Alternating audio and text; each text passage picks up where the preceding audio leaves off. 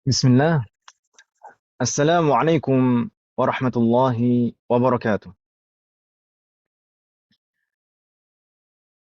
Alhamdulillahil barril jawadi alladhi jallat ni'amuhu 'anil ihsa'i bil a'dadi al-manni bil lutfi wal irsyadi al-hadi ila sabilir rasyadi al-muwaffiqi lit tafaqquhi fid dini man latafa bihi wa ikhtarahu minal 'ibadi. Ahmaduhu ablagha hamdin wa akmalahu wa azkahu wa ashmalahu. وأشهد أن لا إله إلا الله الواحد الغفار وأشهد أن محمدا عبده ورسوله المصطفى المختار صلى الله وسلم عليه وزاده فضلا وشرفا لديه وبعد. Alhamdulillah, di malam hari ini dengan taufik dan rahmat dari Allah Subhanahu wa taala kita bisa melaksanakan pertemuan perdana pada program kita, yaitu program Tadaqi Ta'lim Al-Quran Online. Uh, dengan pertemuan perdana ini, semoga menjadi awal yang baik bagi kita semuanya. Semoga seterusnya ke depan Allah selalu melimpahkan keberkahan, kemudahan, dan taufik kepada kita semuanya.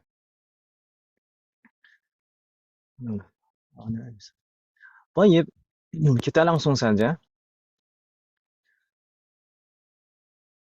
Semoga yang lain nanti segera bergabung, kita mulai.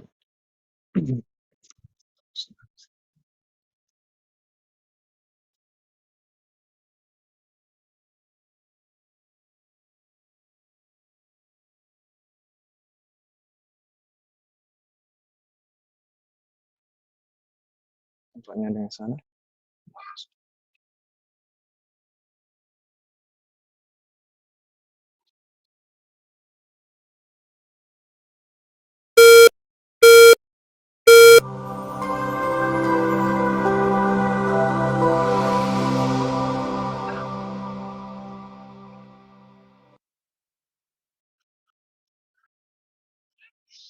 Pertama, kita ucapkan kepada ummahat dan akhwat sekalian, ahlan wa sahlan wa marhaban.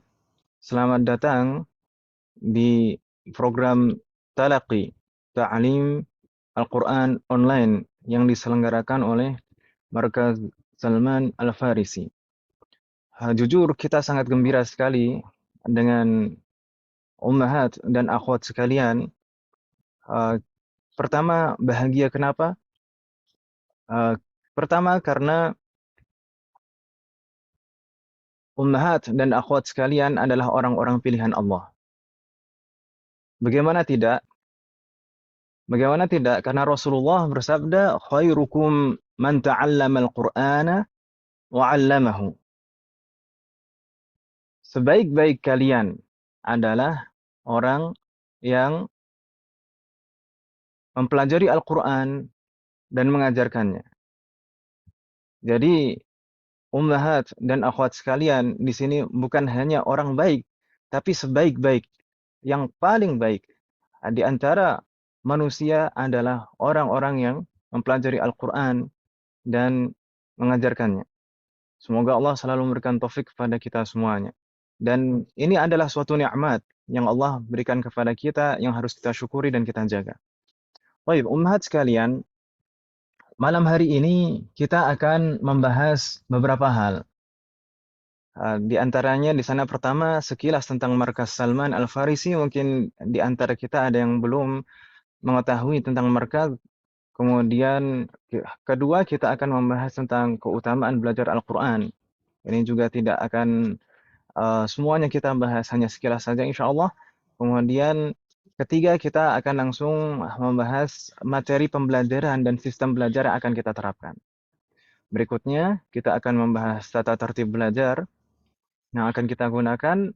Dan sebelum terakhir, di sana ada nasihat untuk penuntut ilmu.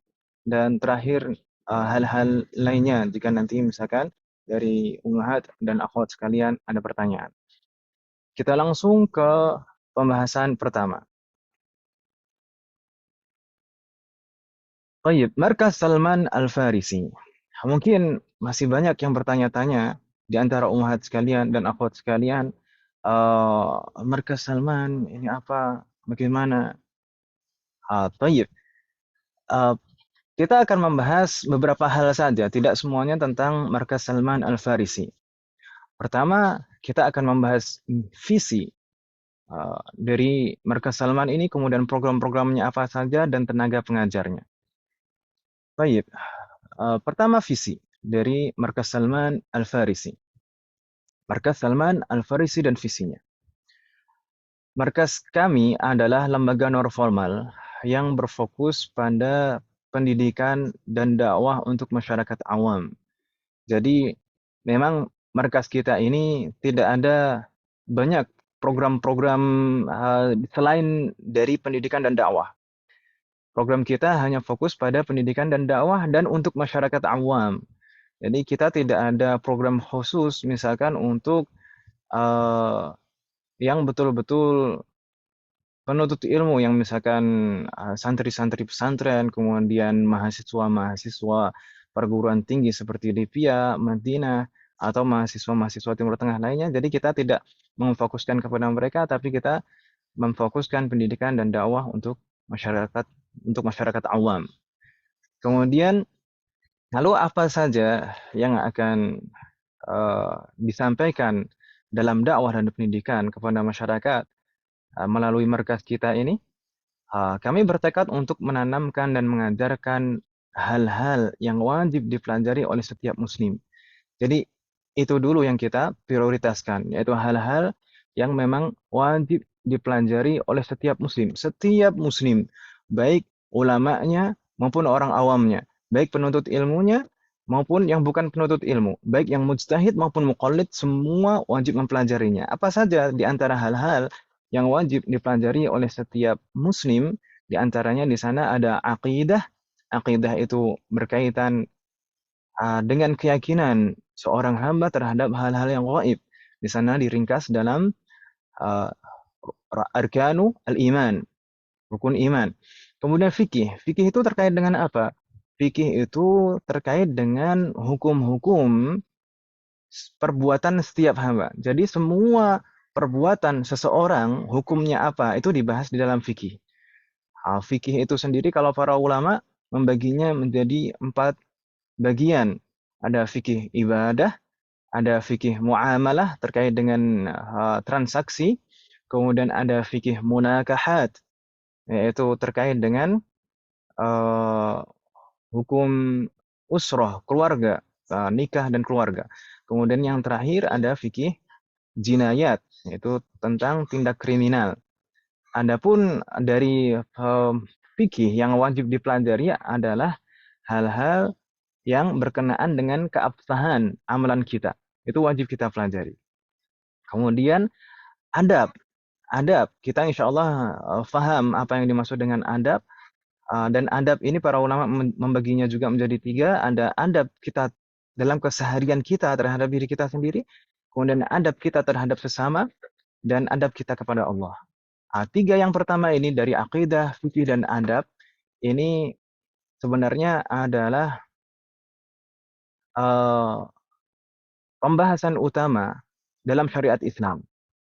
Jadi pokok utama syariat Islam itu 3 ini. Akidah, fikih, dan adab. Ini harus dipelajari oleh setiap muslim dan harus seimbang. Semuanya harus baik. Akidahnya baik, fikihnya baik, adabnya juga baik. Tidak boleh hanya misalkan memberatkan salah satunya kemudian mengabaikan yang lain. Tidak boleh seperti itu. Kalau misalkan kita ingin menjadi muslim yang baik, maka 3-tiganya harus baik. Akidahnya baik, fikihnya baik, adabnya juga baik. Kalau misalkan orang akidahnya baik, tapi kalau misalkan ibadahnya kacau dan adabnya tidak baik, tidak bisa disebut muslim yang baik. Demikian juga kalau misalkan seseorang fikihnya baik, tapi akidahnya bermasalah, bisa jadi ibadahnya tidak diterima. Demikian juga kalau misalkan seseorang adabnya baik misalkan. Adabnya baik tapi akidahnya dan fikihnya tidak baik, justru malah bahaya. Nanti semuanya akan diukur dengan perasaan. Jadi semua 3-tiganya ini harus seimbang, semuanya harus baik. Kemudian di antara hal yang wajib dipelajari oleh setiap muslim juga adalah Al-Quran.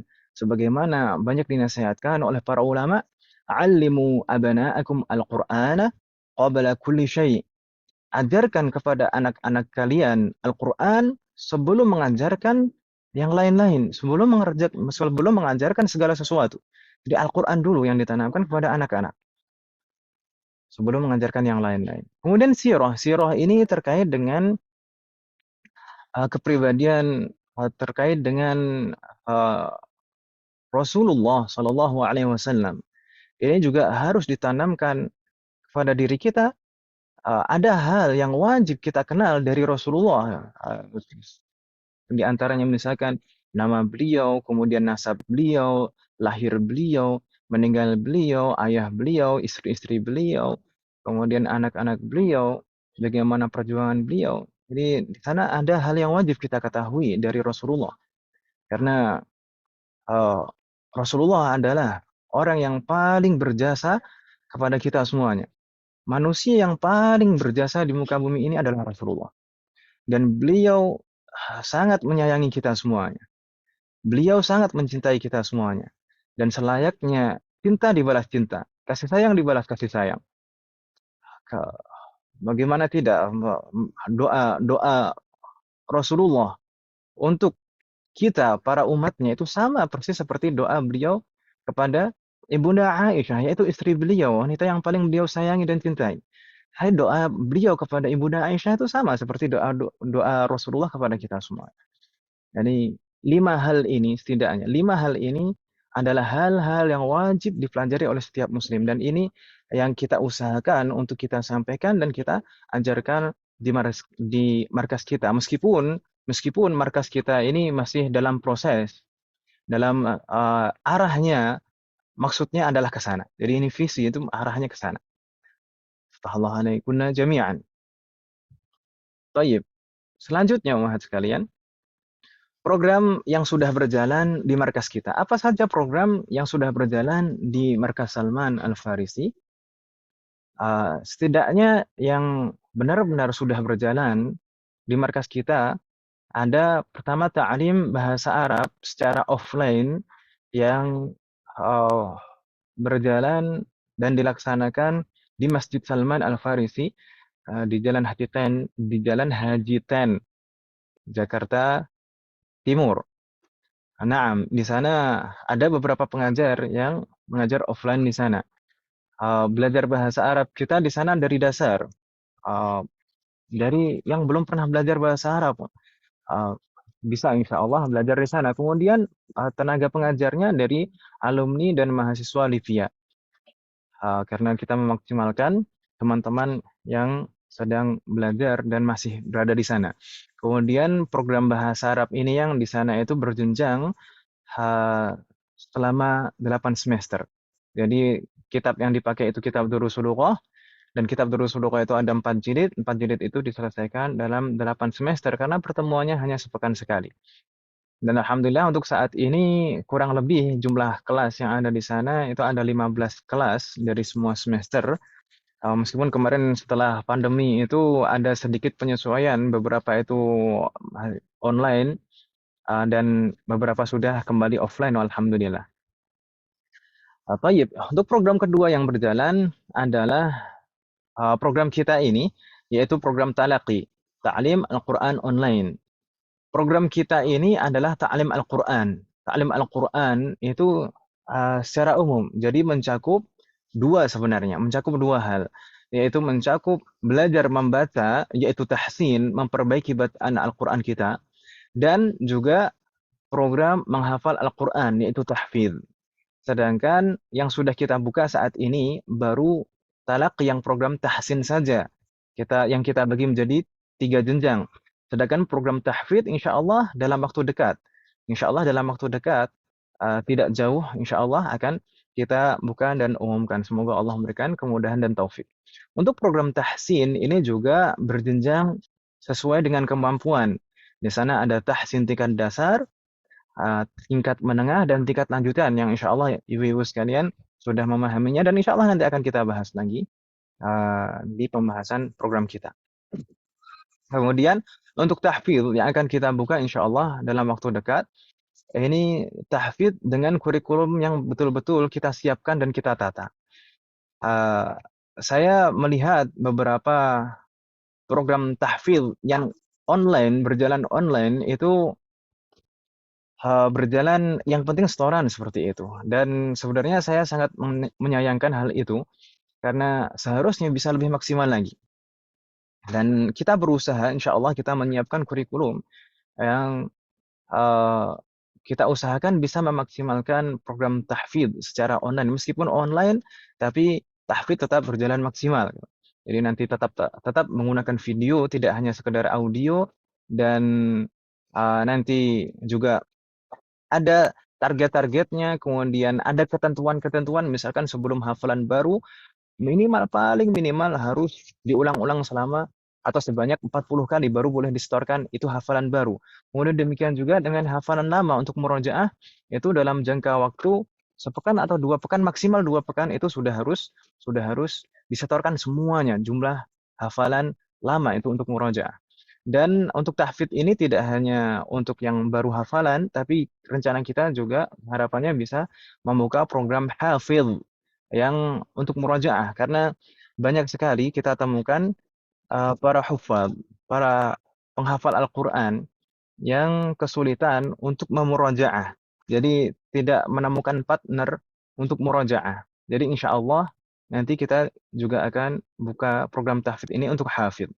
Semoga Allah memberikan kemudahan dan taufik. Untuk program yang ketiga adalah program Kubaro. Mungkin beberapa dari umahat dan akhwat sekalian di sini ada yang juga peserta Kubaro. Peserta Kubaro ini, program Kubaro ini adalah kursus bahasa Arab online, itu kepanjangannya. Ini juga belajar bahasa Arab dari dasar dan belajar bahasa Arab di Kubaro ini betul-betul full online.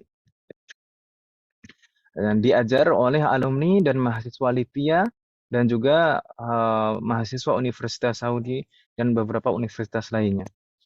Kemudian program ini juga berjenjang diselesaikan selama 8 semester karena juga kita menggunakan kitab Durus Sudukah yang sama 4 jilid dan pertemuannya sepekan sekali 1,5 jam durasinya meskipun di sana juga ada tugas-tugas kita selesaikan 4 jilid itu dalam 8 semester.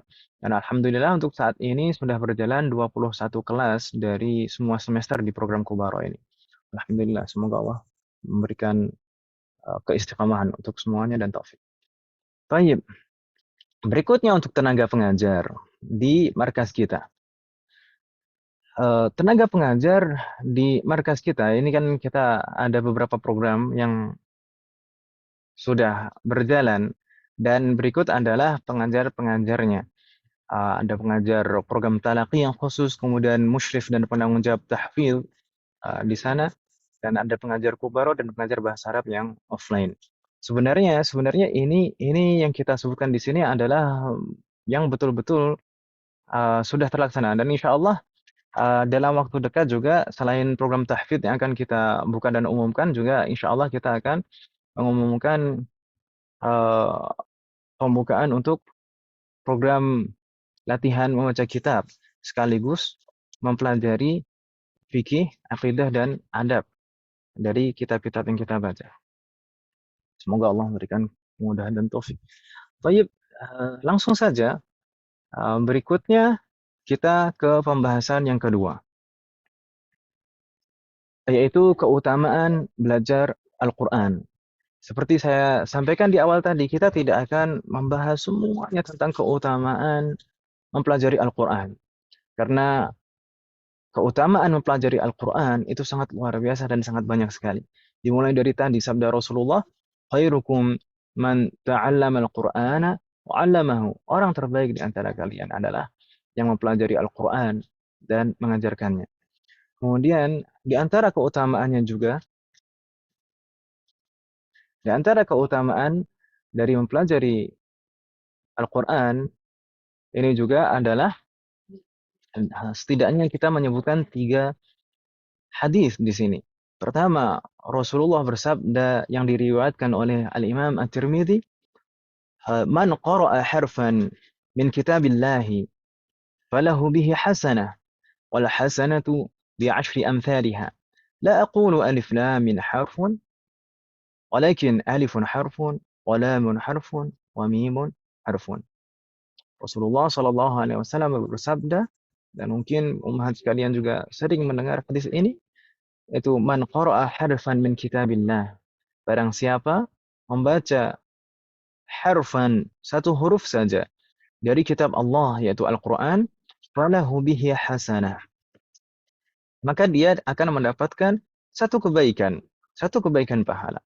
Wal hasanatu bi asyri amsalha, dan satu kebaikan itu akan dilipat gandakan menjadi 10 kali lipat.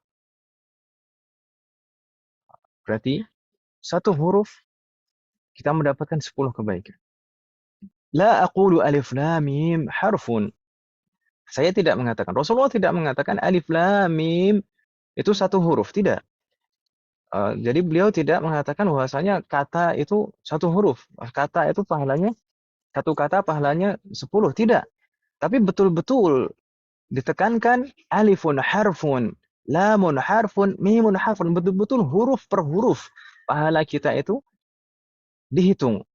Betul-betul huruf per huruf ketika kita membaca Al-Quran itu betul-betul huruf per huruf pahala kita dihitung. Per hurufnya 10 kebaikan, 10 pahala.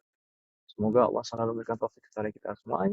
Kemudian di antara keutamaan mempelajari Al-Quran yang kedua adalah sabda Rasulullah yang diriwayatkan oleh Al-Imam Muslim, wa majtama'a qaumun fi baitin min buyutillahi wa yatluna kitaballahi wa yatadarasunahu bainahum illa nazalat alaihimus sakinatu wa ghashiyatuhumur rahmatu wa haffathumul malaikatu wa dhakarahumullah وذكرهم الله في من عنده عفوا وذكرهم الله في من عنده. طيب، ما معنى هذا الحديث? Apa arti hadis ini, Ibu sekalian? Tidaklah suatu kaum, tidaklah sekumpulan orang berkumpul di rumah dari rumah-rumah Allah. Para ulama menjelaskan bahwasanya maksud utama dari rumah-rumah Allah ini maksudnya adalah masjid. Tapi semakna dengan itu adalah tempat-tempat lain yang biasa digunakan untuk belajar Al-Quran. Tidaklah suatu kaum dan sekumpulan orang berkumpul di suatu tempat, di suatu rumah dari rumah-rumah Allah, dan mereka yatluna kitab Allah wa yatadarasunahu, dan mereka membaca kitab Allah dan saling belajar dan mengajarkan di antara mereka. Konsekuensinya apa ketika mereka berkumpul, kemudian mereka membaca Al-Quran dan saling belajar dan mengajarkan? Konsekuensinya apa? Nazalat alaihimus sakinah, akan turun kepada mereka ketenteraman. Wa ghasyiyatuhumur rahmah, dan mereka akan diselimuti oleh rahmat dari Allah Subhanahu wa taala. Wa haffathumul malaikatu, dan para malaikat akan menaungi mereka. Wa dzakarahumullahu fi man 'indah, dan Allah akan menyebut-nyebut nama mereka di sisinya, yaitu di langit, di antara makhluk-makhluk langit yang sangat mulia. Banyak sekali keutamaan di sini ketika kita berkumpul, membaca Al-Quran, dan saling belajar dan mengajarkannya. Kita akan mendapatkan ketenangan dan rahmat dari Allah Subhanahu wa taala. Dan para malaikat menaungi kita semuanya. Dan ketika para malaikat menaungi kita, itu tidak hanya sekedar menaungi, mereka juga mendoakan kita dan memohonkan ampun untuk kita semuanya. Dan ketika kita berdoa, maka mereka mengamini semuanya. Para malaikat mengamini doa kita. Wa dzakarahumullah, dan tidak sampai di situ. Allah akan menyebut-nyebut nama kita semuanya ketika kita mempelajari Al-Quran dan saling belajar dan mengajarkannya. Allah akan menyebut-nyebut nama kita di langit yang di sana berkumpul makhluk-makhluk Allah yang mulia. Semoga Allah selalu memberikan taufik kepada kita semuanya. Semoga kita termasuk orang-orang yang disebutkan di dalam hadis ini. Kemudian keutamaan yang ketiga adalah yang disebutkan dan diriwayatkan oleh dua imam besar, Imam hadis, yaitu Al-Imam Al-Bukhari dan Muslim. Jadi hadis ini adalah hadis mutawatir. Hadis mana? Muttafaqun alaih. Rasulullah bersabda, qala Rasulullah sallallahu alaihi wasallam, "Al-mahiru bil Qur'an ma'a safaratil kiramil bararah, walladhi yaqra'ul Qur'ana wa yatata'ata'u fihi wa huwa alaihi syaqun lahu ajran." Al-mahiru bil Qur'an ma'a as-safaratil kiramil bararah. Orang yang mahir, orang yang pandai, orang yang lancar membaca Al-Quran, maka mereka akan bersama para malaikat yang mulia dan sangat uh, mempunyai sifat belas kasih. Orang yang mahir, orang yang lancar, orang yang pandai membaca Al-Quran, maka kelak mereka akan bersama para malaikat. Walladhi yaqra'ul Quran. Akan tetapi orang yang membaca Al-Quran wa yatata'u dan dia terbata-bata fihi dalam membacanya. Orang yang membaca Al-Quran dan terbata-bata dalam membacanya. Wa huwa alaihi syaq dan dia sangat mendapati kesulitan dalam membacanya itu. Apakah tidak mendapatkan apa-apa? Tidak, justru malah lahu ajran. Dia akan mendapatkan 2 pahala. Orang yang membaca Al-Quran dan terbata-bata kesulitan dalam membacanya, maka dia akan mendapatkan 2 pahala. Pahala membacanya itu sudah luar biasa tadi, per hurufnya sudah banyak sekali pahalanya. Dan dia akan mendapatkan pahala dari kesulitan yang dia alami. Wafaqanallahu jami'an. Baik. Ini di antara keutamaan-keutamaan kita mempelajari Al-Quran. Sebenarnya masih banyak sekali keutamaan-keutamaan kita mempelajari Al-Quran. Tapi tidak kita sebutkan semuanya di sini karena tidak mungkin kita sebutkan semuanya karena waktu kita terbatas. Di antaranya Al-Quran kelak akan menjadi syafaat bagi kita semuanya, akan menjadi pemberi syafaat bagi kita semuanya. Jadi bagaimana kita memperlakukan Al-Quran, seperti itulah Al-Quran nanti akan memperlakukan kita di akhirat kelak. Semakin rajin dan semakin banyak kita membaca Al-Quran, maka Al-Quran akan menyelamatkan lebih banyak untuk kita semua. Dan bahkan ada riwayat dan cerita nanti Al-Quran panjang sekali. Al-Quran nanti akan berbentuk seperti manusia yang kelelahan, kemudian datang kepada kita, dan masih panjang sekali cerita itu. Mungkin kita akan sebutkan di lain kesempatan. Semoga Allah memberikan taufik. Baik. Kita langsung ke berikutnya umat sekalian, yaitu materi pembelajaran dan sistem belajar yang akan kita terapkan. Materi dan sistem belajar. Baik. Untuk modul yang akan kita pakai adalah kitab At-Tibyan dan kitab Iqra yang telah kita sesuaikan agar mudah untuk pembelajaran online. Jadi aslinya yang kita gunakan itu 2 kitab, tapi kita jadikan 1. 2 kitab kita jadikan 1. Karena namanya manusia itu pertama tidak ada yang sempurna. Demikian juga dengan buatan manusia tidak ada yang sempurna. Dan namanya manusia juga itu tidak ada puasnya. Jadi kita melihat di antara 2 kitab ini saling melengkapi. Kitab At-Tibyan sendiri, kita melihatnya dan memperhatikannya di sana baik dari segi tertib dan penjelasannya.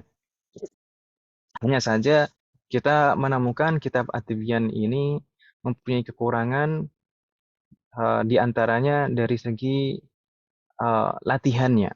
Jadi kurang dalam latihan dan prakteknya. Sedangkan kita membaca Al-Quran itu harus sering latihan, harus sering praktek membaca. Makanya kita gabungkan dengan latihan-latihan yang ada di Iqra. Iqra itu sebaliknya, Iqra itu tidak ada pembahasan kaidah, tidak ada penjelasan-penjelasan yang panjang lebar. Mungkin ada penjelasan tapi singkat-singkat sekali. Iqra itu lebih banyak porsi praktek, latihan langsung membaca seperti apa. Itu Iqra. Jadi kita gabungkan antara 2 kitab ini menjadi 1. Dan insya Allah nanti akan kita bagikan modul ini dalam bentuk PDF. sedangkan pengajar-pengajar nanti insya Allah mengajarnya menggunakan PowerPoint. Atau mungkin kalau mau menggunakan PDF pun juga tidak masalah sebenarnya. Baik. Jadi nanti jangan khawatir, "Oh, berarti ini ada dua ribet dong." Enggak. Jadi dua kitab ini sudah kita sesuaikan, kita jadikan satu. Jadi untuk latihan-latihan yang kita ambil dari Iqra itu sudah kita sisipkan di setiap bab dari kitab At-Tibyan ini. Baik, kitab At-Tibyan ini terdiri dari 3 jilid. Kitab At-Tibyan ini terdiri dari 3 jilid. Berdasarkan ini juga, makanya kita mengelompokkan atau membagi halaqah kita atau membagi tingkatan belajar kita menjadi 3, yaitu mustawa awal atau level pertama, kemudian mustawa tsani atau level kedua, dan mustawa tsalits atau level ketiga. Baik. Untuk kitab jilid 1 yang digunakan di level pertama atau mustawa awal, yaitu lebih banyak porsinya mengenalkan huruf hijaiyah dan bagaimana cara membacanya dengan benar. Jadi huruf ini namanya demikian, kemudian cara pengucapannya itu demikian, nanti bisa langsung ditirukan dan dipraktekkan. Dan ada latihan-latihannya langsung, insya Allah. Baik, untuk level pertama ini, insya Allah akan kita selesaikan selama 4 bulan. Jadi masa belajar dari level pertama itu 4 bulan. Kemudian setiap akhir bulan akan ada evaluasi. Setiap akhir bulan akan ada evaluasi. Insya Allah di sana sudah ada jadwalnya. Jadi pekan ini nanti apa materinya, pekan ini materinya apa, nanti yang memegang apa namanya rencana pembelajaran dan jadwal itu adalah pengajar.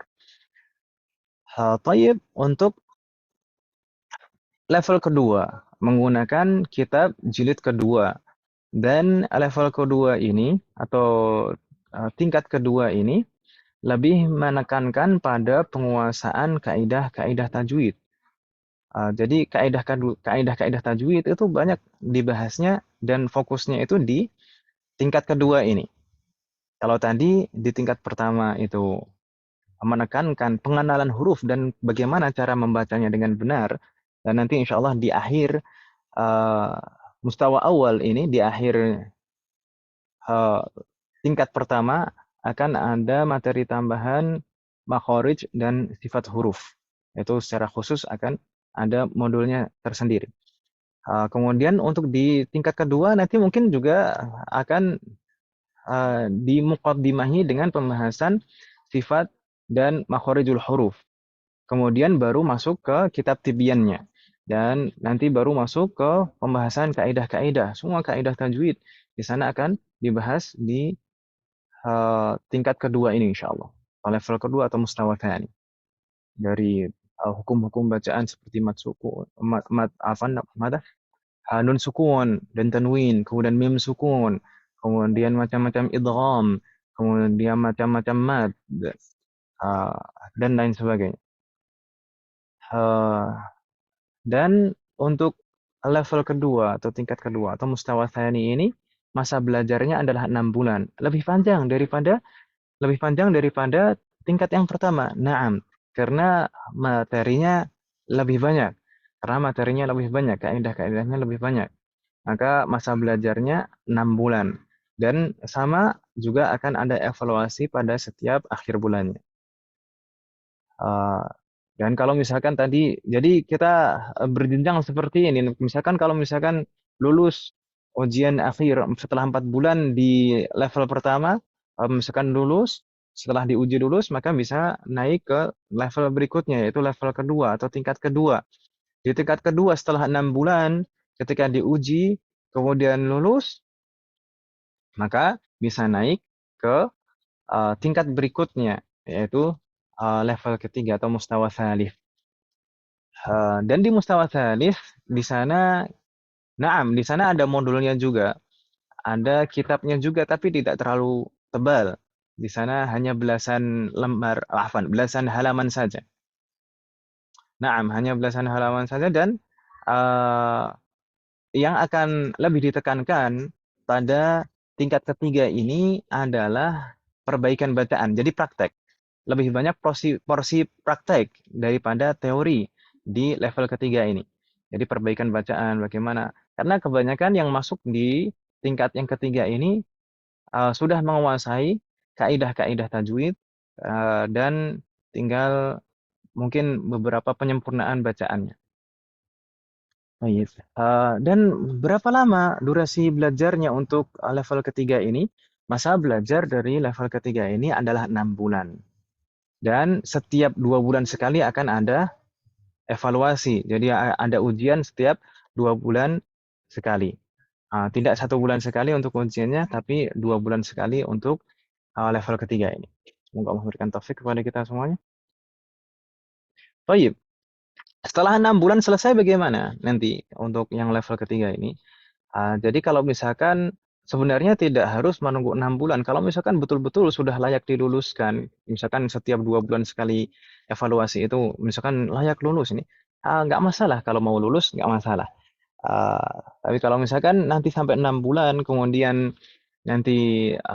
diuji, kemudian lulus, maka nanti lulus. Tapi kalau misalkan setelah 6 bulan itu misalkan penilaian musyrif atau musyrifahnya, penilaian ustadzahnya misalnya, itu ini harus masih belajar lagi misalkan. Setelah 6 bulan itu, maka silahkan melanjutkan ya, tidak harus dibatasi maksimal 6 bulan. Tapi kalau misalkan masih butuh perbaikan setelah 6 bulan itu, maka dilanjutkan lagi. Toyib. Harapannya setelah menyelesaikan tingkat ketiga ini, mustawa tsalits ini, harapannya sudah betul-betul layak, baik bacaannya dan betul-betul layak untuk melanjutkan ke program berikutnya. Jadi sebenarnya itu program kita itu bersambung dan berkesinambungan. Jadi program talaqi itu menaungi dua, yaitu tahsin yang kita bagi menjadi 3 level ini, dan juga tahfidz. Harapannya nanti setelah lulus tahsin di tingkat ketiga, itu bisa melanjutkan tahfidz. Tahfidz dengan kurikulum yang kita siapkan insya Allah. Semoga Allah selalu memberikan taufik dan kemudahan untuk kita semua. Baik, berikutnya untuk sistem belajarnya. Sistem belajarnya bagaimana? Kalau tadi kan untuk yang dipelajarinya, materinya seperti apa? Untuk sistem belajar kita, untuk tatap muka kita betul-betul full online. Jadi tidak ada nanti belajarnya misalkan ketemuan atau kopdar istilahnya di suatu tempat. Tidak, kita betul-betul full online karena memang pengajar-pengajar kita juga tersebar di berbagai daerah.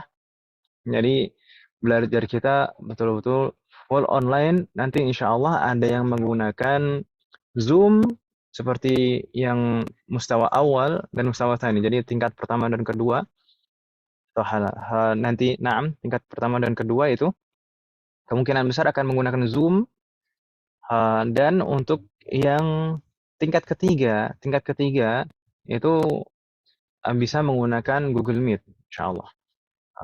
Mungkin lebih simpel Google Meet. Kita untuk tingkat pertama dan kedua kenapa menggunakan Zoom, sedangkan yang ketiga menggunakan Google Meet? Karena di tingkat pertama dan kedua itu banyak teori, banyak materi. Jadi di sana mungkin akan butuh rekaman. Nanti kita gunakan Zoom, direkam, dan insya Allah nanti selesai rekamannya. Biasanya proses setelah ditutup halakoh di Zoom itu biasanya ada proses converting. Jadi ada proses converting. Setelah itu insya Allah akan diupload oleh pengajar masing-masing di YouTube. Semoga Allah memberikan kemudahan dan taufik. Sedangkan untuk yang tingkat ketiga kenapa menggunakan Google Meet yang gratis saja, yang tidak berbayar? Karena mungkin di sana kita tidak butuh rekaman. Karena di sana memang porsi yang lebih banyak adalah perbaikan bacaan, tahsin, perbaikan bacaan. Jadi koreksi-koreksian bacaan. Allah alaikuna jami'an. Untuk waktu belajar. Waktu belajar kita hanya 1 kali pertemuan dalam 1 pekan dengan durasi 1,5 jam. Jadi durasi belajarnya 1,5 jam, 1 pekan sekali. Ini memang kalau dipikir-pikir dan dihitung-hitung, 1 pekan sekali belajarnya dan hanya 1,5 jam, belum lagi kalau misalkan nanti prakteknya itu menunggu giliran, itu mungkin sangat sangat sedikit sekali. Jadi tatap mukanya menggunakan video itu sangat sedikit sekali, 1,5 jam sekali sepekan. Maka untuk menyiasati itu kita ada tugas pekanan. Tugas pekanan itu nanti tugasnya apa? Membaca latihan yang ditentukan oleh pengajar masing-masing pada setiap pertemuannya. Jadi misalkan setelah pelajaran selesai di hari itu, di pertemuan itu, pengajar menentukan tugasnya pekan ini adalah membaca misalkan halaman sekian di kitab, atau juga bisa saja mengambil dari mushaf. Coba nanti dibaca surat ini halaman sekian dari ayat sekian sampai sekian, silahkan nanti direkam bacaannya. Jadi membaca itu, praktek membaca itu direkam, kemudian dikirimkan. Dikirimkan ke pengajar masing-masing. Kalau misalkan dikirimkan di grup pun juga tidak masalah. Maksudnya grup kelas masing-masing, jangan di grup info. Kalau di grup info masih semua semua halakoh campur di sana. Baik. Dan untuk pendukung nanti insya Allah di setiap halakoh nanti akan ada grup WA masing-masing. Jadi grup WA yang ada sekarang itu adalah grup umum yang fungsinya hanya untuk info secara umum saja. Misalkan jadwal belajar pekan ini, atau misalkan uh, masalah libur, atau masalah misalkan pembayaran atau lain sebagainya. Jadi grup yang ada sekarang itu betul-betul grup info yang secara umum. Dan kita harap jangan keluar dari grup itu meskipun nanti sudah ada grup halakoh masing-masing, tetap itu grup info itu tetap dipertahankan untuk mendapatkan setiap info dari program kita. Sedangkan untuk grup halakoh, grup kelas atau grup halakoh nanti akan ada masing-masing dari pengajar halakoh, dan harapan kita grup WA setiap halakoh ini bisa menjadi alat perantara untuk diskusi atau tanya jawab, atau juga termasuk juga mengontrol tugas-tugas. Jadi ini kita menggunakan grup WA untuk pendukung dan juga tadi untuk yang mustawa awal dan mustawa sani, tingkat pertama dan kedua, kita usahakan ada rekaman YouTube. Baik, mungkin ibu-ibu sekalian ada yang bertanya-tanya, Ustadz, pembagian halakohnya bagaimana? Naam, alhamdulillah untuk halakoh itu sudah kita bagi, dan hasilnya ada 11 halakoh total semuanya dari ikhwan dan akhwat. 11 halakoh dari ikhwan dan akhwat. Dan insya Allah nanti dalam waktu dekat kita akan umumkan di grup pembagian halakoh tersebut termasuk juga jadwalnya.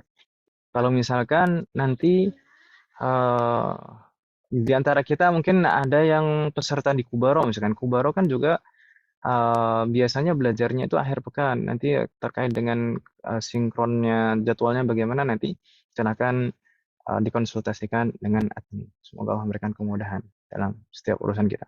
Baik, itu pembahasan ketiga tentang materi pembelajaran dan sistem belajar yang akan kita terapkan.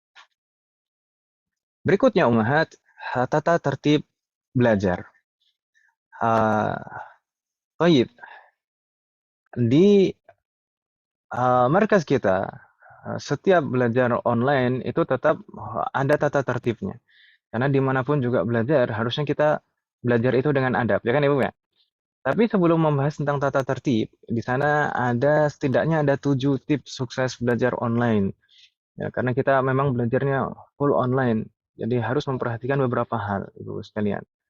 Pertama, jadikan belajar ini sebagai lahan ibadah. Betul-betul niatkan kita belajar ini untuk ibadah. Dari sekarang, mumpung masih permulaan, kita niatkan dari awal kita belajar ini betul-betul untuk ibadah, bukan untuk yang lain-lain. Bukan bukan misalnya karena ikut teman-teman, bukan karena biar dilihat oh saya belajar. Tidak, ini betul-betul ibadah antara kita dan Allah. Dan kalau kita sudah meniatkan dalam diri kita belajar ini sebagai ibadah, insya Allah belajar itu bukan sebagai beban. Jadi justru kita itu eh, kita yang butuh untuk beribadah sebenarnya. Ya kan Ibu ya? Kita yang butuh untuk beribadah. Allah tidak butuh ibadah kita, tapi kita yang butuh beribadah. Oh iya, kedua umat sekalian, hendaknya kita menghadiri pembelajaran tepat pada jadwal atau sesuai dengan pengarahan ustadz atau ustadzah masing-masing. Karena kalau tidak tepat hadirnya atau hadirahnya, nanti ada kekhawatiran terlewat beberapa materi dan pembahasan, maka nanti jadinya tidak paham dan kesulitan. Tapi semoga Allah selalu memberikan taufik dan kemudahan. Yang ketiga, umat sekalian, hendaknya kita mempersiapkan semua perlengkapan belajar online kita sebelum dimulai pelajaran. Dan pastikan koneksi jaringan kita stabil. Karena belajar kita adalah belajar online, meskipun mungkin ibu-ibu sekalian semenjak adanya pandemi itu sudah terbiasa dengan belajar online, tapi kita tekankan lagi, kan belajar online itu tidak seperti belajar offline. Jadi harus perlengkapan-perlengkapan sebelum belajar itu kita siapkan semuanya. Apa yang kita gunakan untuk misalkan menyambung ke kelas, kemudian koneksinya, kemudian alat-alat untuk menulis, kemudian kitabnya, bukunya, dan seterusnya. Kita harus mempersiapkannya, terutama yang di jaringan. Jaringan terkadang menjadi untuk belajar online itu menjadi kendala tersendiri, tapi semoga Allah selalu memberikan kemudahan untuk kita semuanya. Berikutnya, umat sekalian, hendaknya kita memilih dan menentukan tempat yang kondusif untuk belajar. Karena belajar online itu bisa kita laksanakan dimanapun juga. Tapi namanya belajar, tetaplah belajar. Namanya belajar itu butuh fokus, butuh konsentrasi. Makanya hendaknya memilih tempat yang betul-betul kondusif untuk belajar. Berikutnya, Umahat, kita sarankan dalam belajar. Ketika belajar nanti kita sarankan untuk menggunakan headphone atau headset. Supaya lebih maksimal. Lebih maksimal apa? Lebih maksimal dalam menyimak penjelasan dan materi dari pengajar masing-masing. Dan juga maksimal ketika latihan. Ah, kalau misalkan, nah, ketika latihan kita itu kan disimak. Ketika latihan membaca, kita disimak oleh ustadz atau ustadzah kita. Nah, di sini semuanya akhwat, berarti nanti pengajarnya ustadzah. Ketika kita membaca latihan, kita disimak oleh ustadzah kita. Maka ustadzah itu mengharapkan suara yang jelas untuk bisa mengoreksi. Kalau nanti suaranya tidak jelas, maka koreksiannya pun juga tidak maksimal. Makanya diharapkan uh, masing-masing kita nanti ketika belajar itu menggunakan headphone atau headset supaya maksimal dalam menyimak dan juga maksimal dalam latihan membacanya. Baik. Berikutnya umat sekalian, hendaknya kita fokus mengikuti proses belajar sampai akhir. Karena kita belajar online itu terkadang itu bisa sambil sambil yang lain.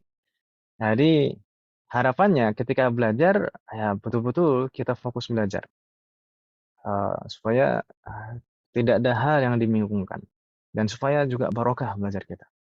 Kemudian yang terakhir ketika kita belajar online itu hendaknya jangan ragu untuk bertanya serta berinteraksi dengan pengajar baik selama KBM atau konsultasi di luar KBM jika menemukan kendala belajar.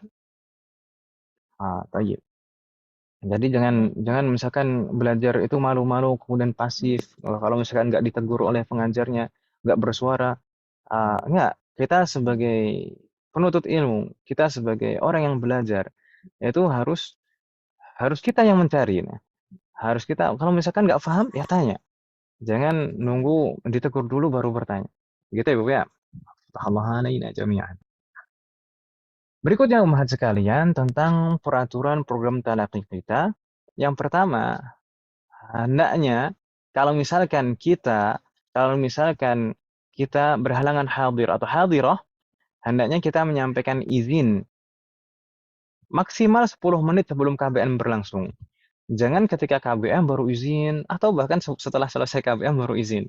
Hendaknya sebelum KBM dimulai setidaknya 10 menit lah sebelum KBM itu hendaknya hendaknya menyampaikan izin supaya nanti pengajar itu nggak nyari-nyari ya.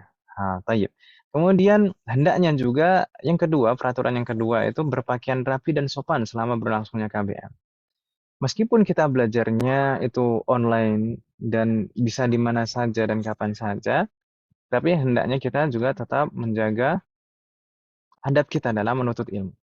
Jadi setidaknya kita menghargai ilmu yang akan kita pelajari dan ustazah yang mengajar kita. Jadi kita tetap usahakan berpakaian rapi dan sopan selama berlangsungnya kegiatan belajar dan mengajar. Ketiga, umat sekalian, hendaknya tidak meninggalkan kelas sebelum KBM selesai, kecuali ada udzur yang mendesak. Jadi terkadang kalau meninggalkan kelas terlebih dahulu atau halaqah terlebih dahulu sebelum selesai, itu mungkin ada hal-hal yang terlewat yang disampaikan oleh pengajar masing-masing. Kemudian keempat, umat mengumpulkan tugas tepat pada waktu yang ditentukan oleh pengajar masing-masing. Jadi mungkin nanti pengajar masing-masing halaqah itu akan menentukan, misalnya pertemuannya kita belajarnya itu di hari Jumat misalnya. Maka silahkan umat sekalian, ini contoh saja misalnya. Maka silahkan umat sekalian paling lambat mengumpulkan mengumpulkan tugas itu di hari Rabu atau di hari Kamis misalkan, supaya pengajar itu punya waktu untuk mengoreksi, misalnya seperti itu. Jadi silahkan dikumpulkan tugasnya di waktu yang ditentukan oleh pengajar masing-masing. Tayyib. Berikutnya umat sekalian, di sana terakhir hendaknya kita mencantumkan nama asli pada akun Zoom atau Google Meet saat berlangsungnya KBM supaya pengajar masing-masing itu mudah untuk mengabsen atau juga memanggil dari masing-masing kita. Begitu ya, Bu ya. Semoga Allah memberikan taufik kepada kita semua. Bisa hampir jam 9 Om ya. Baik. Berikutnya Om Hat sekalian, di sini ada nasihat untuk penuntut ilmu. Baik. Karena kita semuanya di sini itu untuk belajar, dengan kata lain untuk menuntut ilmu. Ya kan Ibu ya? Nah, meskipun ini adalah Al-Quran yang memang wajib dipelajari oleh semua orang Muslim, itu wajib mempelajarinya. Tapi ketika kita mulai belajar seperti ini, belajar Al-Quran seperti ini, kita berarti menempuh jalan penuntut ilmu. Lalu sebagai penuntut ilmu, apa saja yang harus kita perbuat agar dalam proses menuntut ilmu itu, dalam proses menuntut ilmu ini kita bisa maksimal dan berhasil dan diberi keberkahan oleh Allah Subhanahu wa taala. Apa saja yang harus kita perbuat? Apa saja yang harus kita lakukan dalam proses menuntut ilmu ini? Yang paling pertama, yang harus betul-betul kita tanamkan di dalam hati kita adalah niat. Luruskan niat kita. Kita niat belajar itu untuk mengharap ridha Allah. Kita niat belajar adalah untuk menghilangkan kebodohan dalam diri kita. Jangan sampai ada niat yang merusak niat-niat itu tadi. Naam, meskipun menggabungkan lebih dari satu niat, itu dibolehkan. Tapi tetap harus ada niat yang utama, yaitu mengharap ridha Allah dan menghilangkan kebodohan dari diri kita. Dan ini juga melaksanakan hal yang memang wajib kita pelajari. Uh, Tayyib. Kenapa kok harus meluruskan niat atau menata niat dari awal? Karena innamal a'malu binniyat wa innama likulli imri'in ma nawa. Ini hadis yang insya Allah sudah sangat sering sekali kita dengar. Innamal a'malu binniyat. Setiap amalan bergantung pada niatnya. Wa innama likulli imri'in ma nawa. Dan setiap orang hanya akan mendapatkan yang diniatkan saja. Dan setiap orang hanya akan mendapatkan yang diniatkan saja. So, di sana ada kata innama. Innama itu untuk pembatasan. Makanya di sana artinya itu hanya akan mendapatkan yang diniatkan saja. Makanya hati-hati. Apa niat kita dalam belajar? Itu kita harus sangat betul-betul menjaga dan hati-hati. Nah, niat itu kalau kita pikir dan bayangkan tuh seakan-akan tuh niat itu mudah. Di dalam hati ya, ini perkara perkara yang gampang, tinggal dibatin saja. Tapi sebenarnya justru karena niat, justru karena niat itu tempatnya di dalam hati. Niat itu sangat sulit sekali. Bahkan Imam Syafi'i itu sangat mengakui sangat sulit sekali untuk mengikhlaskan niat. Sangat sulit sekali untuk mengikhlaskan niat. Karena qalbun, ya, nah, bahasa Arabnya hati itu adalah qalbun. Qalbun dinamakan qalbun litaqallubihi, likasrati taqallubihi. Qalbun dinamakan qalbun. Qalbun itu dari kata qalaba yaqlibu, artinya membalik. Qalbun dinamakan qalbun karena saking seringnya berbolak-balik. Bahkan dikatakan oleh para ulama, terbolak-baliknya hati itu ibarat air yang mendidih dalam setiap menitnya. Ibu-ibu kalau mau perhatikan air yang betul-betul mendidih, itu meletup-letup dan berbolak-balik terus, ya kan Ibu ya? Seperti itulah ibarat hati.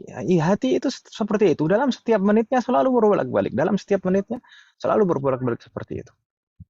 Jadi sangat sulit sekali sebenarnya menata hati. Semoga Allah selalu memberikan taufik kepada kita dan memberikan keikhlasan dalam setiap amalan kita. Berikutnya umat sekalian, apa yang harus kita lakukan sebagai penuntut ilmu setelah meluruskan niat? Berikutnya adalah kita harus memiliki sifat seorang penuntut ilmu. Kita harus memiliki sifat-sifat seorang penuntut ilmu. Apa saja sifat-sifat seorang penuntut ilmu? Sebenarnya sangat banyak sekali. Kalau dibahas sifat-sifat penuntut ilmu itu sangat banyak sekali. Bahkan para ulama banyak sekali menuliskan adab-adab atau sifat-sifat yang harus ada pada diri seorang penuntut ilmu. Tapi setidaknya kita akan membahas dari nasihat Al-Imam Asy-Syafi'i dalam bait syair beliau, yaitu penggalan syair di dalam diwan Al-Imam Asy-Syafi'i. Beliau berkata, "Akhi lan tanala al-ilma illa bisittatin. سأنبيك عن تفصيلها ببيان ذكاء وحرص واجتهاد وبلغة وصحبة أستاذ وطول زمان." Insya Allah mungkin bait syair ini sudah sering didengar ibu-ibu sekalian. Ya kan ibu-ibu ya? Ya atau ya? Atau pernah lah setidaknya. Setidaknya pernah. Ya pernah barusan ya. Oh iya, ibu-ibu sekalian di sini tidak ada yang open mic, tidak masalah. Ya sallallahu warana jami'an. Sebenarnya kalau nggak ada suara sama sekali, saya khawatir ditinggal sendiri. طيب أخي لن تنال العلم إلا بستة. Imam Asy-Syafi'i berkata, ini dan perkataan beliau ini ditujukan kepada seorang penuntut ilmu. Akhi, wahai saudaraku, lan tanalal ilma, engkau tidak akan pernah mendapatkan ilmu. Lan itu menafikan untuk mustakbal, menafikan untuk masa depan. Jadi tidak akan pernah, kapanpun tidak akan pernah. Akhi lan tanalal ilma, engkau tidak akan pernah mendapatkan ilmu illa bisittatin, kecuali dengan 6 hal, kecuali dengan 6 perkara. Apa saja 6 perkara itu? Apa saja 6 hal itu? Agar kita bisa mendapatkan ilmu. Sa'unbika an tafsiliha bibayani. Imam Syafi'i melanjutkan, Sa'unbika, aku akan memberitahumu an tafsiliha bibayani, tentang 6 hal itu dengan rinci. Baik. Apa saja 6 hal itu? Pertama, umat sekalian, dzakaun. Dzaka, apa makna dzaka, umat?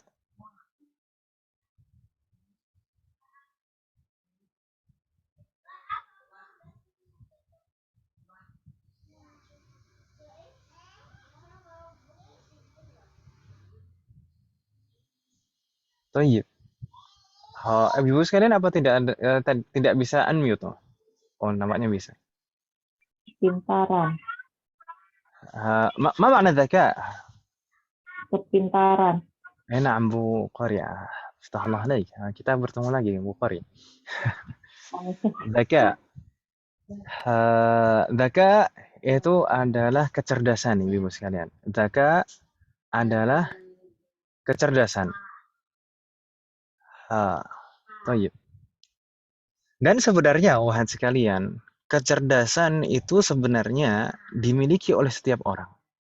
Sebenarnya kecerdasan itu dimiliki oleh setiap orang dari lahir. Allah memberikan kecerdasan kepada setiap dari kita.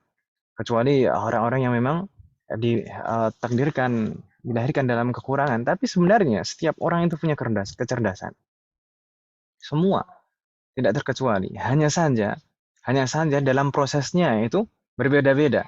Dalam prosesnya itu berbeda-beda. Dalam perkembangannya itu berbeda-beda kecerdasan ini. Baik. Problemnya itu jadi bukan masalahnya itu cerdas atau tidak cerdas. Tapi bagaimana kita menjaga dan meningkatkan kecerdasan kita. Bagaimana kita menjaga dan meningkatkan kecerdasan kita. Bagaimana cara menjaga dan meningkatkan kecerdasan kita? Pertama, dengan takwa. Karena Allah bersabda, "Wattaqullah wa yu'allimukumullah." Bertakwalah kepada Allah, maka Allah akan mengajarkan kepada kalian, akan memberi ilmu kepada kalian. Maka tidak heran ummahat sekalian, tidak heran para ummahat dan akhwat sekalian, para ulama ketika sebelum mulai belajar dan mengajar dan juga termasuk menulis kitab, kebiasaan mereka itu adalah berwudu dan sholat 2 rakaat. Berwudu terlebih dahulu dan sholat 2 rakaat sebelum belajar, mengajar dan juga menulis kitab-kitab mereka. Dengan ketakwaan itu kita berharap Allah akan menolong kita dalam proses belajar kita. Dan sebenarnya banyak sekali cerita-cerita yang lain. Misalkan dulu ada ulama, kalau tidak salah sebenarnya cerita ini adalah Al-Imam At-Tabari. Dulu ada seorang ulama yang usianya itu sangat panjang, sampai 100 tahun. Dan di usia itu, beliau masih sangat energik. Fisik beliau masih sangat terjaga. Dan bahkan suatu ketika pernah dilihat oleh orang-orang, beliau turun dari perahu, itu loncat. Di usia 100 tahun. Orang tentu melihat seperti itu, orang tentu terheran-heran. Ini sudah tua, tapi Allah masih bisa seperti itu. Masih bisa pecicilan gitu. Tayyib. Orang-orang bertanya, bagaimana bisa di usia ini engkau masih bisa sehat ini? Kemudian beliau menjawab, "Kunna nahfadhu hadhil jawariha fi shighari fayahfadhuha Allahu fil kibari." Kami menjaga semua anggota tubuh ini dari maksiat di waktu muda, maka Allah menjaganya di waktu tua. Jadi alasan beliau kenapa kok masih betul-betul bugar dan sehat di masa tua, beliau mengatakan, "Kunna nahfadhu hadhil jawariha fi shighar." Dulu di waktu muda kami betul-betul menjaga semua anggota tubuh ini dari maksiat. Fayahfadhuha Allahu fil kibari. Maka Allah menjaganya di waktu tua kami. Termasuk apa? Termasuk juga kecerdasan dan ingatan. Semoga Allah selalu memberikan taufik kepada kita semuanya. Dan termasuk cara kita menjaga dan meningkatkan kecerdasan itu sebenarnya adalah dengan percaya diri. Terkadang orang itu bukan tidak bisa, bukan tidak mampu, tapi tidak percaya diri. Biasanya ummahat banyak yang seperti ini. Aduh, Ustaz, anak nggak bisa, Ustaz, susah. Ustaz, ya macam-macam lah. Tapi ternyata ketika ujian nilainya 100, kan gitu kan. Biasanya kan ibu-ibu kan seperti itu. Memang wajar, akhwat, itu perasaan kekhawatiran itu lebih besar daripada ikhwan. Biasanya melaksanakan hal-hal itu didasari dengan kekhawatiran. Makanya biasanya itu banyak sekali tuntutan. Bahkan terkadang jadi beban pikiran. Tapi dengan itu suatu kelebihan juga sebenarnya di ummahat dan akhwat sekalian. Tapi kita juga harus bisa memanage perasaan kita. Jadi jangan sampai kekhawatiran itu justru malah menimbulkan rendah diri, jadi nggak percaya diri. Sebenarnya kita itu bisa. Allah sudah memberikan kemampuan kepada kita semuanya. Hanya saja mungkin kita belum terlalu maksimal dalam menggunakan dan mungkin tentu kita juga harus berdoa kepada Allah tadi. Sebelum percaya diri kan ada takwa. Nah, kita harus banyak berdoa kepada Allah untuk memudahkan, semoga Allah memudahkan proses belajar kita. Tapi kita juga selain itu, selain berdoa, itu juga harus berusaha dengan percaya diri. Gitu ya, Bu ya. Semoga Allah memberikan kemudahan dan taufik kepada kita semuanya. Kemudian yang kedua, umahat sekalian, setelah dakaun yaitu kecerdasan, ada hirsun. Apa makna hirsun, umahat? Semangat. Toyib, bisa hirsun itu, sebenarnya hirsun itu tidak hanya sebatas semangat. Karena kalau semangat itu terkadang di bahasa Arab itu diartikan dengan hamasah atau himmah. Tapi kalau hirsun itu sebenarnya lebih dari sekedar semangat. Terkadang hirsun itu bahkan diterjemahkan dengan rasa tamak itu. Rasa tamak betul-betul tidak hanya semangat. Dan misalkan dalam menuntut ilmu, betul-betul tamak ilmu, selalu merasa kurang dalam belajar, selalu merasa pengen belajar. Itu sifat yang harus kita miliki dari setiap kita penuntut ilmu. Setiap penuntut ilmu harus punya rasa demikian. Harus selalu pengen belajar, harus selalu merasa kurang. Harus seperti itu. Kita dulu selama kita menjadi santri itu selalu dinasihati oleh guru-guru kita. Kalian harus selalu menjadi gelas yang kosong. Jangan pernah merasa sebagai gelas yang penuh. Gelas kosong selalu menjadi gelas kosong. Nah, kenapa gelas kosong? Karena gelas kosong itu akan selalu siap untuk diisi. Kapanpun juga, dan dimanapun juga. Berbeda halnya dengan gelas penuh. Gelas penuh itu adalah gelas penuh. Jika diisi air, dia tidak akan menampung, justru akan tumpah, justru akan luber kemana-mana. Tidak akan bisa menampung. Jadi sebagai penuntut ilmu, hendaknya kita harus selalu haus akan ilmu, selalu siap untuk mendapatkan ilmu dimanapun dan kapanpun juga. Kemudian berikutnya umat sekalian, yang ketiga setelah dzakaun hirsun adalah ijtihad. Apa makna ijtihad umat sekalian? Usaha. Naam, usaha keras. Bukan hanya sekedar sedikit usaha, tapi betul-betul usaha maksimal, usaha keras. Terkadang saya kalau ngajar sama santri itu, saya tanya, antum semuanya pengen bahasa Arab?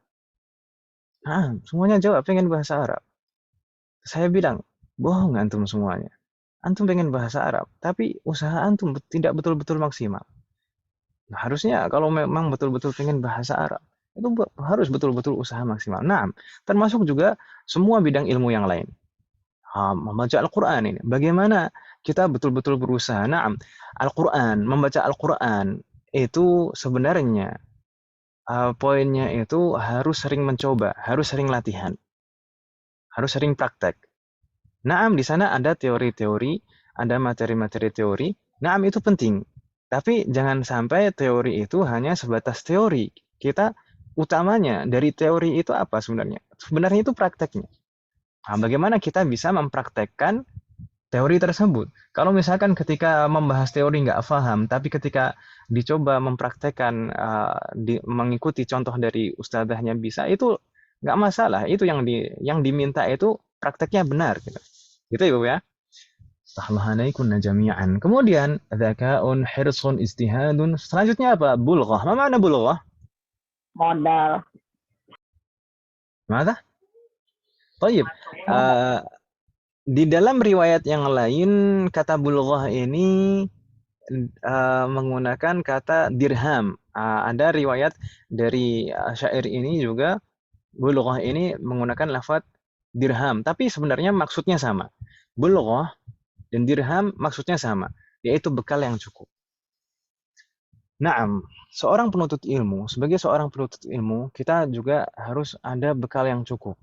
Misalnya kita ingin sekolah di mana? Di tempat jauh. Naam, kita harus ada bekal yang cukup. Termasuk kita belajar online di sini. Kita harus ada alat untuk belajar online. Misalkan ada HP, atau misalkan kalau misalnya ada yang bisa lebih besar lagi layarnya, dan bisa lebih maksimal dalam kita mendengar suara, dan ustadzahnya juga bisa maksimal mendengar suara kita, itu lebih baik. Itu yang disarankan. Misalkan tadi saya menyarankan ada headphone atau headset gitu ya. Itu ketika belajar itu sangat disarankan. Karena kita belajar Al-Quran itu interaktif, betul-betul interaktif. Baik. Jadi peralatan, alat tulis, dari catatan, kemudian pena dan lain sebagainya kita harus punya. Meskipun umat sekalian, bekal ini tidak harus mewah. Bekal ini tidak harus mewah. Tidak disyaratkan misalkan HP-nya harus bagus. Ya kalau bagus sih lebih baik kan Om ya. Kalau bagus itu kan kuat. Tapi ya nggak harus mahal gitu ya. Nggak harus mahal. Karena Imam Syafi'i sendiri, Al-Imam Asy-Syafi'i yang menasehatkan hal ini, beliau sendiri, beliau sendiri itu bukan orang yang punya. Beliau dilahirkan itu sebagai yatim. Beliau dilahirkan sebagai yatim. Beliau dilahirkan di Palestina. Ketika itu aslinya beliau adalah orang Quraisy. Beliau aslinya adalah orang Quraisy dan bahkan nasab beliau itu masih ada sambungan kerabat dengan Rasulullah. Tapi ketika Imam Syafi'i masih di dalam kandungan, kedua orang tua beliau melakukan perjalanan ke Palestina untuk berdagang di sana. Tapi qadarullah, ayahanda beliau meninggal di sana, dan di usia 2 tahun ibunda beliau mengajak Al-Imam Asy-Syafi'i untuk kembali lagi ke Mekah. Untuk kembali lagi ke Mekah dengan harapan Al-Imam Asy-Syafi'i bisa tumbuh di lingkungan yang baik, di lingkungan orang-orang Quraisy dan di lingkungan para ulama. Jadi di usia 2 tahun beliau mulai di Mekah. Taib. Beliau itu bukan orang yang punya. Bahkan suatu ketika beliau itu karena tidak mempunyai alat untuk menulis, tidak mempunyai kertas, beliau menulis itu di permukaan tulang onta. Sampai suatu ketika ibunda beliau itu menegur beliau, "Ila mata wa anta tamla'u hadhihi al-ghurfa bil 'idham." Sampai mata. Ini campur-campur bahasanya apa nih? Sampai kapan? Mata itu kan kapan namanya? Sampai kapan engkau ya Syafi'i, ya Muhammad ibn Idris? Sampai kapan engkau akan memenuhi ruanganmu ini dengan tulang belulang? Sampai kapan? Ibunya marah. Karena udah ngumpulin tulang, semuanya isinya tulang di rumahnya. Tayyib. Akhirnya apa yang dilakukan oleh Imam Syafi'i ketika itu? Akhirnya beliau menghafal semua yang beliau catat di tulang belulang itu, kemudian beliau membuang semua tulang belulang itu. Suatu ketika juga beliau membutuhkan kertas dan beliau tidak sanggup untuk membeli kertas ketika itu. Akhirnya beliau menggunakan sisa-sisa kertas yang dibuang di diwan, di kantor pemerintahan di sana. Sisa-sisa kertas di kantor pemerintahan ketika itu biasanya yang digunakan adalah bagian depannya saja, sedangkan bagian belakang itu masih kosong. Nah, bagian itu yang dimanfaatkan oleh Al-Imam Asy-Syafi'i. Baik, berikutnya umat sekalian, yang ke berapa ini? Yang ke-5, yaitu suhbatu ustadin. Apa makna suhbatu ustad? Belajar dengan ustaz. Baik. Tapi bisa, na'am. Belajar dengan ustadz atau membersamai ustadz, atau kalau diartikan dengan maksud yang lain adalah beradab kepada guru. Tayyib, ummahat sekalian. Kita belajar itu selalu butuh guru. Dan kita memilih guru yang betul-betul layak untuk kita ambil ilmu darinya. Tapi selain itu, selain kita memilih guru, kita juga harus memposisikan diri kita dengan baik di hadapan guru. Kita harus beradab kepada guru. Agar apa?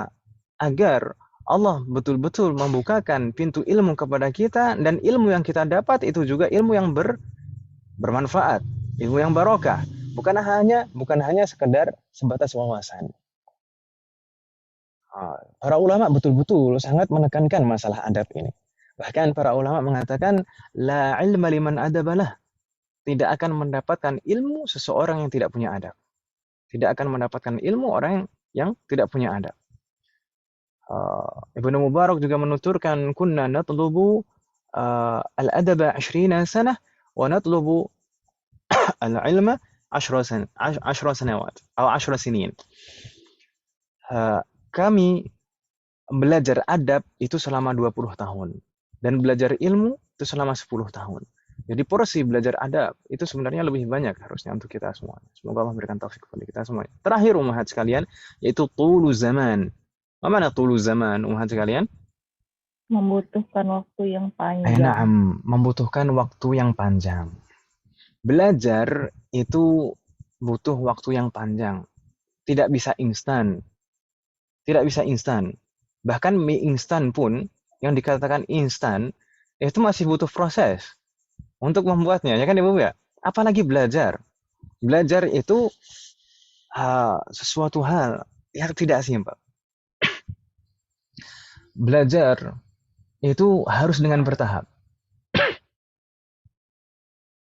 Dan biasanya dalam tahapan-tahapan itu pasti ada tantangannya tersendiri. Jangan pernah berharap misalkan memaksakan diri. Jangan pernah berharap atau memaksakan diri dalam tahapan awal. Misalkan sekali pertemuan itu harus betul-betul menguasai dan paham semuanya 100%. Jangan pernah seperti itu. Ekspektasinya jangan pernah seperti itu. Karena belajar itu butuh proses. Belajar itu butuh waktu. Terkadang kalau saya biasanya menjelaskan di kelas-kelas saya itu, saya menceritakan tentang pengalaman saya. Saya dulu di pondok itu, belajar di kelas 1 misalkan. Di kelas 1 itu banyak pelajarannya. Tapi nggak semuanya paham. Nggak semuanya paham. Yang penting dihafal dulu saja. Dihafal saja dulu. Ujian pun bisa lulus, bisa naik itu ya karena hafalan. Kemudian naik ke kelas 2. Naik ke kelas 2 itu baru paham. Oh, kemarin itu di kelas 1 itu ternyata begini maksudnya. Di kelas 2 pun kasusnya sama. Nggak bisa 100% paham. Tapi yang penting dihafal dulu saja. Naik ke kelas 3, oh baru paham kemarin itu kelas 2 itu seperti ini. Seterusnya seperti itu sampai di kelas 6. Karena saya dulu di pesantren itu nyambung tingkat SMP dan SMA kelas 1 sampai kelas 6. Di kelas 6 itu ujian akhir. Di kelas 6 itu ujian akhir itu semua materi dari kelas 1 sampai kelas 6 diujikan. Nah, di situ di kelas 6 ketika ujian akhir itu baru kita itu bisa menyusun puzzle semuanya. Kita susun puzzle-nya dengan sempurna. Oh, ini urutannya demikian. Maksudnya demikian. Jadi harus ada tahapan seperti itu Ibu-ibu sekalian. Harus ada tahapan. Menuntut ilmu itu ibarat anak tangga. Misalkan anak tangga kita misalkan ada 7 anak tangga.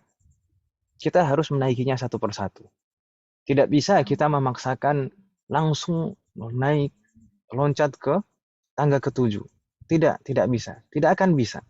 Kalau kita paksakan, justru akan cedera kita. Kalau kita paksakan, misalkan kita betul-betul memaksakan, ini harus cepat, bisa cepat, harus menguasai. Nah, bertahap, pelan-pelan, jangan salah. Takutnya kalau betul-betul kita terlalu memaksakan diri, malah cedera nanti. Karena kita belajar itu ibarat anak kecil. Kita belajar itu ibarat anak bayi. Anak bayi, kalau kita suapi terlalu banyak, itu apa yang terjadi? Akan muntah. Ya kan Ibu ya? Anak bayi, kalau kita suapi terlalu banyak, yang terjadi apa? Akan muntah. Demikian juga kita belajar menuntut ilmu. Jadi kita harus bertahap sedikit demi sedikit. Kalau misalkan kita paksakan langsung pengen semuanya menguasai semuanya, yakin nggak akan ada satupun yang tersisa. Karena para ulama mengatakan man ramal ilma jumlatan dhahaba anhu jumlatan. Siapa yang berusaha menguasai ilmu sekaligus dalam satu waktu, dhahaba anhu jumlatan, maka seketika itu juga akan hilang darinya. Fa innal ilma innamal ilmu bimururil layali wan nahar. Sesungguhnya ilmu itu hanya bisa diraih dan didapatkan dengan berjalannya malam dan waktu sedikit demi sedikit. Maksudnya seperti itu. Dengan berproses sedikit demi sedikit. Nggak bisa kita paksakan. Begitu Ibu ya. Dan untuk waktu yang panjang ini sebenarnya mengandung 2 poin. Yaitu sabar dan istiqomah. Tentu waktu yang panjang itu akan banyak yang terjadi. Ya kan Ibu ya? Waktu yang panjang itu akan banyak yang terjadi. Dan menuntut ilmu Menuntut ilmu itu adalah jalannya para anbiya, para nabi. Para nabi adalah orang-orang yang paling banyak cobaannya. Kalau kita menempuh jalan mereka, maka wajar, sewajarnya kita juga akan mendapatkan banyak ujian dan banyak cobaan. Makanya dalam menuntut ilmu itu juga harus sabar. Menuntut ilmu itu harus sabar. Mungkin terkadang ada kesibukan, kemudian ada urusan apa, ada undangan, atau misalkan keluarga sedang sakit. Tetap sabar, harus sabar. Tetap diusahakan semampunya. Kalau misalkan belum bisa hadirah, ya izin seperti itu. Gitu ya, Bu ya? Oh iya. Al-Imam Asy-Sya'bi itu pernah ditanya. Al-Imam Asy-Sya'bi itu salah satu ulama dari kalangan tabi'in dan beliau dikenal betul-betul orang yang alim di kalangan tabi'in, bahkan dikatakan hampir semua bidang ilmu beliau kuasai. Beliau pernah ditanya bagaimana engkau bisa mendapatkan semua ilmu ini. Beliau menjawab dengan 4 hal dan salah satunya apa? Salah satunya adalah wasabr kasabril jamad. Harus sabar, penuntut ilmu itu harus sabar. Sabarnya bagaimana? Sabarnya sabar seperti sabarnya benda mati. Sabarnya seperti sabarnya benda mati. Umat sekalian, kalau misalkan kita menaruh satu benda, entah meja atau kita menaruh misalkan buku lah misalkan di atas meja. Buku itu benda mati. Kalau kita tidak memindahkannya, buku itu tidak akan pernah mengeluh. Ya atau ya? Ya, saya nggak mendengar jawaban. Taib. Hendaknya kita belajar itu juga seperti itu. Jangan, taib. Kita sebagai penuntut ilmu, itu dalam beberapa momen tertentu itu memang harus bisa mengkondisikan pikiran dan perasaan kita. Kita harus bisa menjadi mati rasa dalam momen-momen tertentu. Harus betul-betul fokus yang dipikirkan dalam momen-momen tertentu ya. Tidak semua 24 jam, tapi dalam momen-momen tertentu kita harus betul-betul fokus untuk belajar. Taib. Istiqamah juga demikian, karena banyaknya ujian dan cobaan di dalam belajar ini, maka di sana sebenarnya juga ujian untuk keistiqamahan kita. Dan ibu-ibu sekalian mungkin memperhatikan dimanapun, di tempat-tempat belajar manapun, di program-program manapun, itu biasanya akan ada seleksi alam, akan ada seleksi, seleksi alam bukan alam. Ayo, akan ada seleksi alam biasanya. Tapi semoga yang hadirah di sini semuanya akan istiqamah dan Allah betul-betul akan memberikan taufik dan keistiqamahan.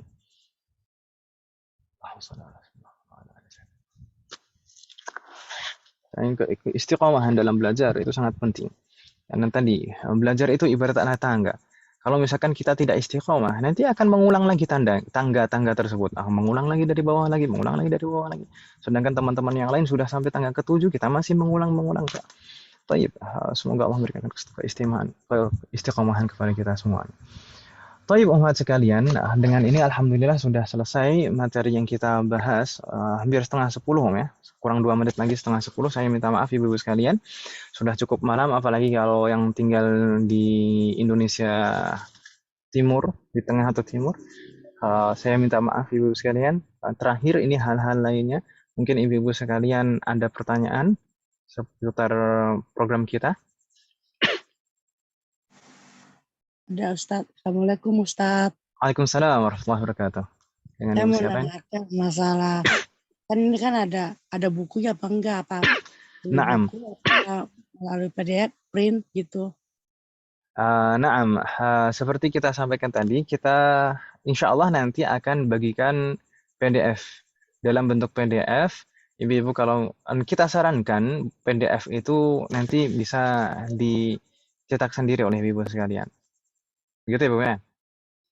Dicetakkan fotokopi atau semoga Allah memberikan kemudahan. Insya Allah halamannya tidak tebal untuk talaqi ini. Tidak seperti yang kubaro. Kubaro itu tebal-tebal. Yang bahasa Arab itu tebal-tebal. Sampai 100 halaman lebih. Tapi untuk talaqi ini insya Allah tidak terlalu tebal. Semoga Allah memberikan kemudahan. Syukur Ustadz. Afwan. Ada lagi pertanyaan ibu sekalian?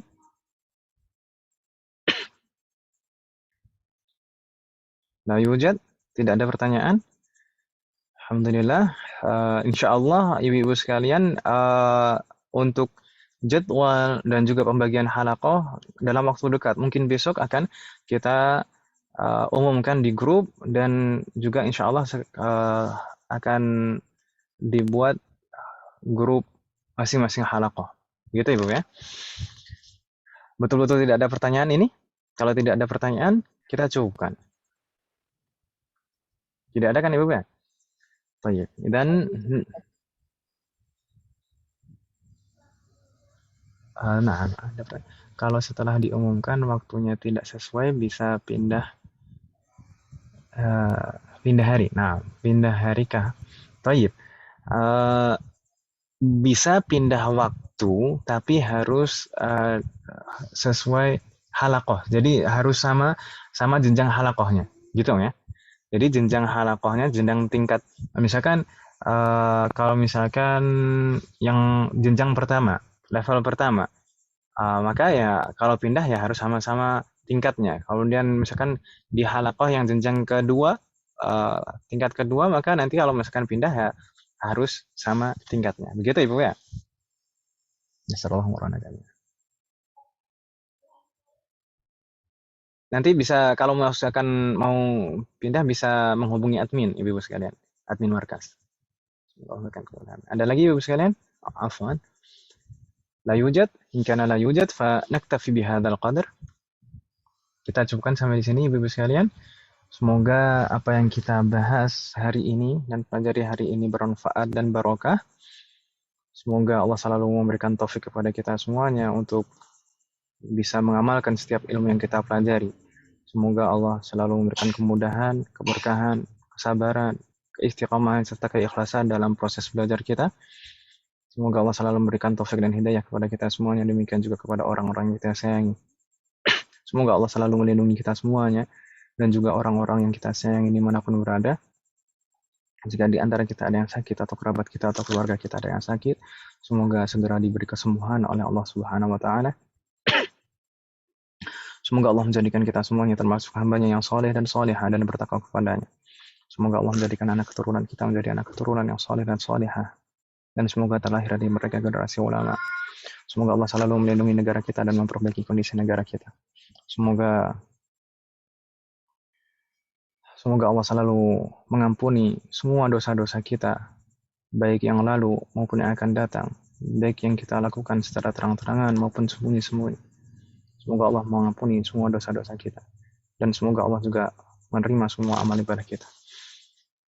Wassallallahu ala nabiyyina Muhammadin wa ala alihi wa sahbihi ajma'in. Subhanakallahumma wa bihamdika asyhadu an la ilaha illa anta astaghfiruka wa atubu ilaik. Wassalamualaikum warahmatullahi wabarakatuh. Waalaikumsalam. Jazakumullahu khairan. Jazakumullahu khairan.